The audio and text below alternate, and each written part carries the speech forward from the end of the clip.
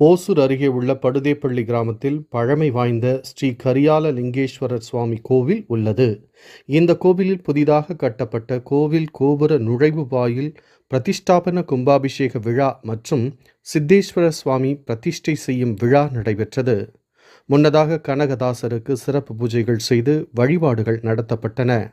அதேபோல குறும்பர் இன மக்களின் பாரம்பரிய அடையாளமான நடுகற்களுக்கும் அலங்காரம் செய்து சிறப்பு பூஜைகள் செய்ய வைக்கப்பட்டது. தொடர்ந்து கோவிலில் வீற்றிருக்கும் வீரேஸ்வரா, கரியலிங்கேஸ்வரா, உஜ்ஜினி லிங்கேஸ்வரர் மற்றும் லக்கமாதேவி ஆகிய உற்சவ தெய்வங்களை அலங்கரித்து கோவில் முழுவதும் மேலதாளங்கள் முழங்க சுற்றி வந்து சிறப்பு வழிபாடுகள் நடத்தப்பட்டன.